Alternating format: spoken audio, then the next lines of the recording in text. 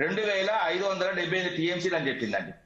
ఇప్పుడు ఏంటంటే ఈ విషయం కూడా కానీ పూర్తిగా సరిగ్గా అమలు కాలేదు, అభ్యంతరాలు ఉన్నాయి, కేసులు అయినాయి. ఆ కేసు విషయంలో మిగతా రాష్ట్రాలతో కూడా మనం సఖ్యతగా లేవు కాబట్టి మొత్తం కంప్లీట్ గా వాళ్ళని కేంద్ర ప్రభుత్వం ఏదైతే పిలిపించింది మనల్ని, ఏదైతే 2015లో వాస్తవంగా ఏంటంటే ఇప్పటికి కూడా మాట్లాడుకుంటే ఏంటంటే మీరు సంతకాలు పెట్టిల్లని ఏదైతే ప్రాపగండా క్రియేట్ చేస్తున్న కాంగ్రెస్ ప్రభుత్వానికి మళ్ళీ కూడా నేను చెప్తున్నా, ఏదైతే ఇప్పుడు వాస్తవంగా 299 టీఎంసీలు అనేది అది పాత పంపకం ప్రకారమే.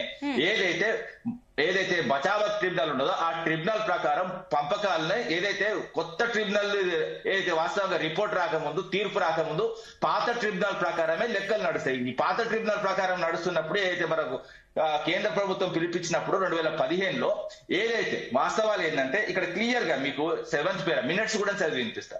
చిన్న విషయం కూడా కాదు ఇది. ఏదైతే అక్కడ జరిగిన మినిట్స్ ఏదైతే కేంద్ర ప్రభుత్వం జల వివాదాలకు సంబంధించి 2 రాష్ట్రాలు పిలిపించినప్పుడు మన దగ్గర నుంచి విద్యాసాగర్ రావు గారు నేతృత్వంలో మన ఈఎన్సీలు అదే విధంగా నీటికి సంబంధించిన అందరూ పోవడం జరిగింది. అందులో ఏదైతే టెంపరీ మెజర్స్ 1 year తీసుకున్న నిర్ణయమే. There four project related issues were discussed and the following working agreements for the water year 2015-16 only were agreed as a temporary measures. ఇదండి చదువుకోవాలి, ఎందుకంటే ముఖ్యమంత్రి అంటోనికి చదువు రావాలి, ఇంగ్లీష్ రాకపోతే గీదే ఉంటదండి. ఇంగ్లీష్ రాదు కాబట్టి అది ఏందో అనుకుంటున్నాడు. రామూర్తి గారు మీ పాయింట్ కి సబ్మిషన్ ఉందంట. నిరంజన్ గారు ఏంటి మీ సబ్మిషన్? ఇక్కడ ట్రిబ్యునల్ అది ఇది అని చెప్తున్నాడు రామూర్తి అని. ఇక్కడ ఒక్క నిమిషం చెప్పారు వినాలి రామూర్తి గారు. మీరు ఇన్ని గప్పాలు చెప్తున్నారు. నేను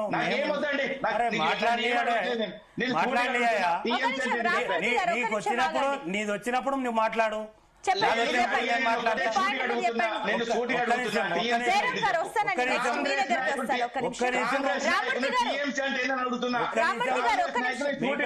చదివినాము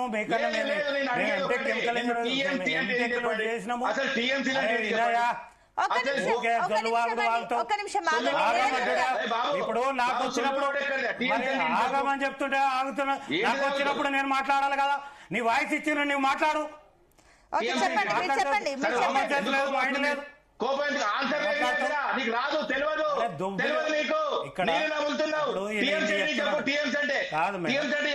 ఇక్కడ సంబంధించినది కృష్ణా జలాలకు సంబంధించినది గవర్నమెంట్ వచ్చినాక ఈయన నీళ్లు నిధులు ఉద్యమం అని చెప్పేసి తెలంగాణ ప్రజలను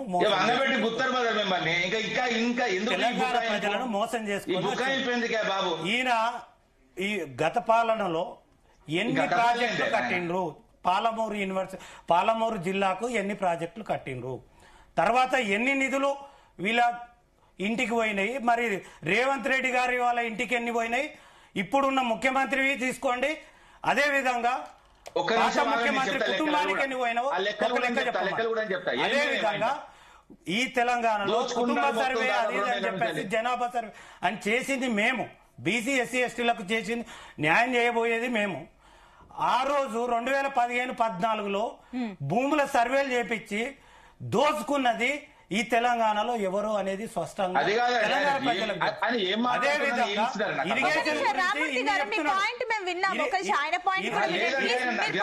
ఇరిగేషన్ గురించి కృష్ణానది జలాల గురించి ఏదో ఒక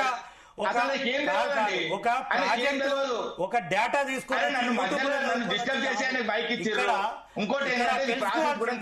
కృష్ణాది జలాల గురించి ఎలక్షన్ ముందల గోదావరి కృష్ణానది ముందల సెక్యూరిటీ గార్డులను పెట్టించింది ఎవరు? ఇక్కడ తెలుసు, ఇది నిజాలని తెలుసుకోవాలి. ఇంకోటి వచ్చి కృష్ణానది జలాలను తీసుకుపోతుంటే 34% సరిపోతుంది అని చెప్పింది ఎవరు? అదే విధంగా మేము 71% మా జలాలను మాకు కావాలని పోరాడి ఇప్పుడు ఇన్ని చెప్తున్నారు. నీటి గురించి సరిగా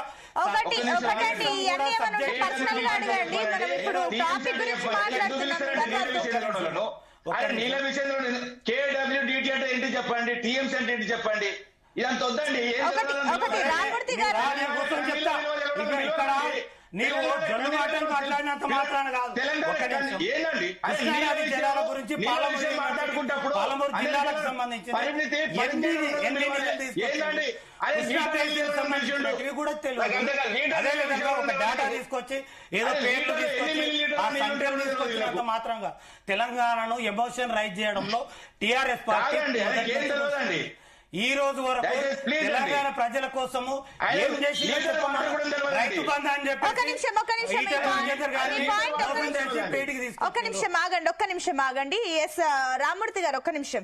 జయరాం గారు ఒక్క నిమిషం అండి. ఒక్క నిమిషం. జయరాం గారు మాట్లాడిన తర్వాత మీరు మాట్లాడొచ్చు. జయరాం గారు మీ సబ్మిషన్ చెప్పండి.